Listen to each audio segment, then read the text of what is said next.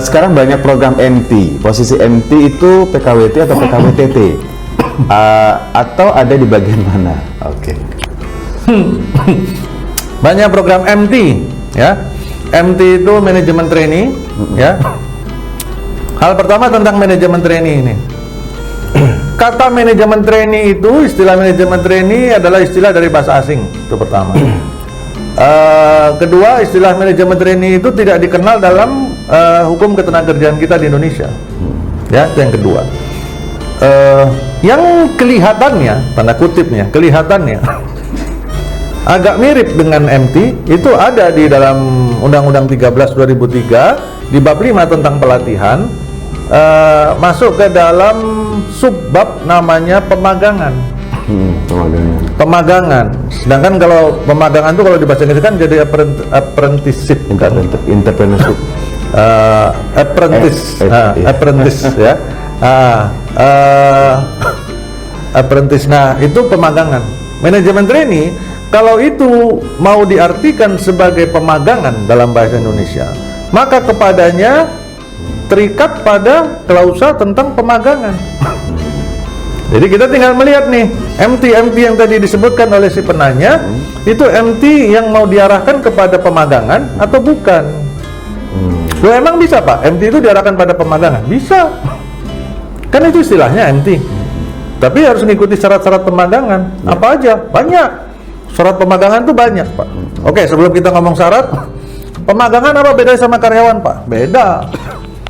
Pemagangan itu enak, Pak Yunus. Pemagangan itu perusahaan nggak perlu bayar gaji. Dia cukup memberikan uang transportasi, uang makan. Besarnya berapa? Terserah perusahaan. Itu uang harian. Terserah perusahaan. Mau ngasihnya berapa terserah. Jadi nggak ada kewajiban bayar upah, nggak ada.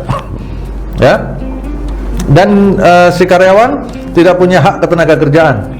Ya, bukan karyawan sih, namanya peserta pemagangan. Ya. Tetapi kalau terjadi pelanggaran atas syarat-syarat pemagangan, nggak terpenuhi salah satu syaratnya, maka peserta pemagangan tadi demi hukum berubah menjadi karyawan dengan segala haknya. Ya. Baru sekarang kita masuk ke syaratnya. Syaratnya apa? Pemagangan itu kurang lebih ada beberapa persyaratan yang cukup banyak. Yang pertama tentang izin. Jadi pemagangan itu nggak bisa sembarangan, Pak. Pemagangan itu perlu izin. Pemagangan itu perlu izin, ya. Ini pemagangan perlu izin. Jadi untuk mendapatkan izin dari mana? Dari Disnaker atau kementerian. Ya. Kalau untuk mendapatkan izin, bagaimana caranya? Bukan cuma mengajukan surat permohonan, tetapi harus menunjukkan beberapa data, dokumen dan survei. Dia harus punya program, harus punya kurikulum, harus punya pengajar, pengajarnya harus ada yang karyawan langsung, ada yang bukan, harus punya CV-nya, kurikulumnya harus jelas, 25% teori dan 75% praktek, harus punya fasilitas dan fasilitasnya harus disurvei. Ya, itu semua fasilitas pendukung semua akan disurvei. Baru setelah itu pemerintah yang berwenang dalam hal ini kementerian atau si Disnaker akan mengeluarkan izin. Pada saat izinnya sudah dikeluarkan, maka baru mereka melakukan rekrutmen peserta pemagangan. Ada perjanjiannya sendiri khusus, perjanjian pemagangan namanya. Ya. Nah, kalau itu terpenuhi semua dan jumlahnya peserta pemagangan berapa? Itu nggak boleh lebih dari 30% dari jumlah karyawan di perusahaan tersebut. Ya. Jadi kalau karyawan di perusahaan A itu yang permanen ada 1000. Yang kontrak ada 1000, yang outsourcing ada 5000. Semua yang bekerja di perusahaan itu ada 7000 kan. Terus 30%-nya dihitung dari mana coba? Dari 1000 yang permanen, atau dari 1000 tambah 1000 permanen dan kontrak, atau dari 1000 tambah 1000 tambah 5000. Jadi yang benar ngitungnya adalah dari 2000, dari 1000 tambah 1000 kontrak sama permanen. Kenapa yang outsourcing nggak dihitung? Karena yang outsourcing bukan karyawannya perusahaan A, ya kan? Yang outsourcing itu adalah karyawannya perusahaan outsourcing.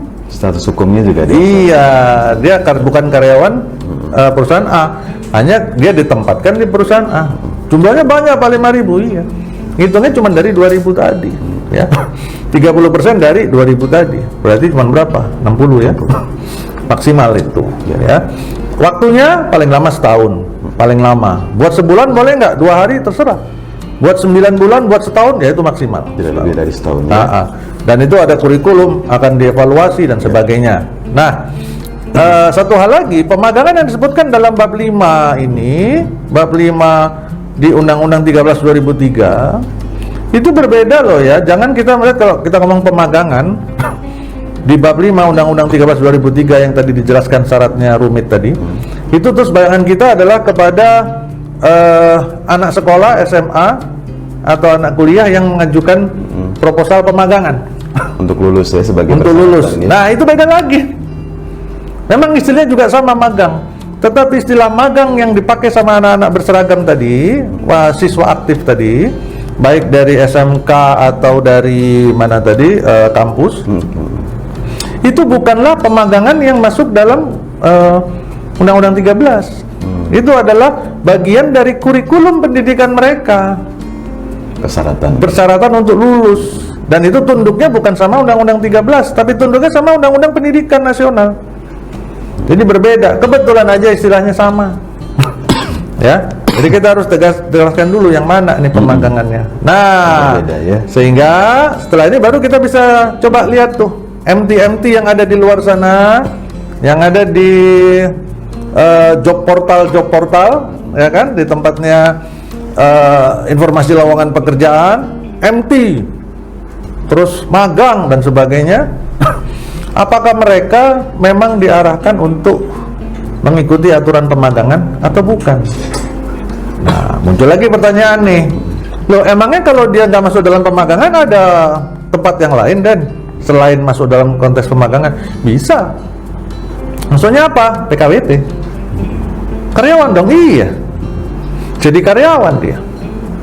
Ya, itu seperti yang ditanyakan sama penanya tadi. Iya, jadi sebagai MT itu apakah, makanya kita harus lihat apakah dia PKWT atau apa, masuk kemana. Jadi sebenarnya hukum dasarnya dia pelatihan.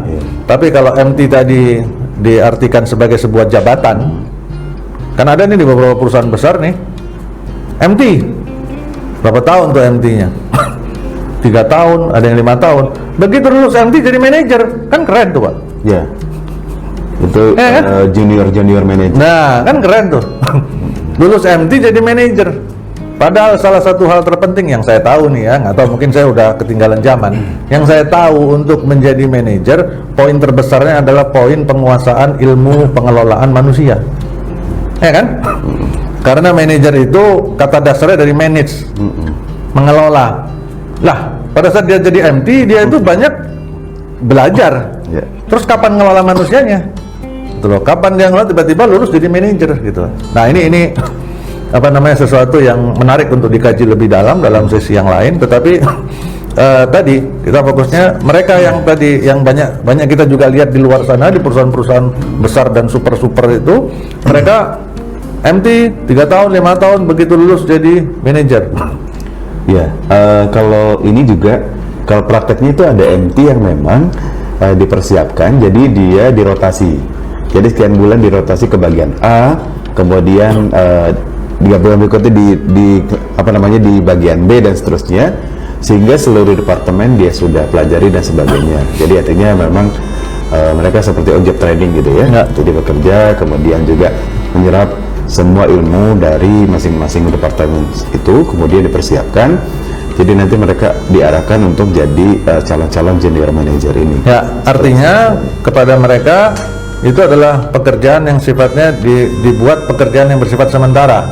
Ya, jadi dia menjadi karyawan PKWT, ya kan?